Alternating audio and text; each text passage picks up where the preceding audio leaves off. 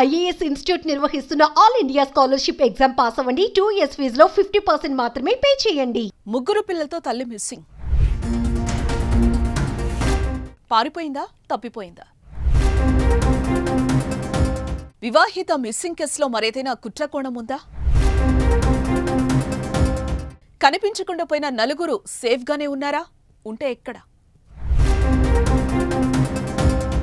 ఓ వివాహిత తన ముగ్గురు పిల్లలతో సహా కనిపించకుండా పోయిన ఘటనలో వినిపిస్తున్న రేకెత్తిస్తున్న ప్రశ్నలివే. జగిత్యాల జిల్లా కోరిట్లం పట్టణంలోని 22వ వార్డు రామ్నగర్ కాలనీలో కేలేటి రంజిత్, మహితశ్రీ దంపతులు కాపురం ఉంటున్నారు. అయితే ఈ నెల 14న సాయంత్రం ఇంటి నుంచి పోయిన మహితశ్రీ కనిపించకుండా పోయింది. ఆమె పోతూ పోతూ తన ముగ్గురు పిల్లలు విఘ్నశ్రీ, విఘ్నేష్, వేదాంత్లను తనతో పాటు తీసుకెళ్లింది. ఇక సాయంత్రం సమయంలో అలా వెళ్లిన మహితశ్రీ తిరిగి రాకపోవడంతో ఆమె ఆచూకీ కోసం గాలించారు. అయితే ఎంతకీ ఆమె జాడ కనిపించకపోవడంతో పోలీసుల్ని ఆశ్రయించారు కుటుంబ సభ్యులు.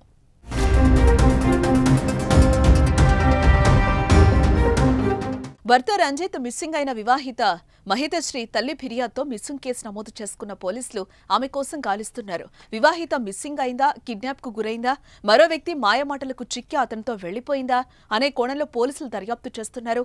మరో పక్క ముగ్గురు పిల్లలతో పాటు భార్య మిస్సింగ్ కావడంపై భర్త రంజిత్ ఆందోళన వ్యక్తం చేస్తున్నాడు. తన భార్యతో పాటు ముగ్గురు పిల్లల ఆచూకీ త్వరగా తెలుసుకోవాలని పోలీసులను వేడుకుంటున్నాడు.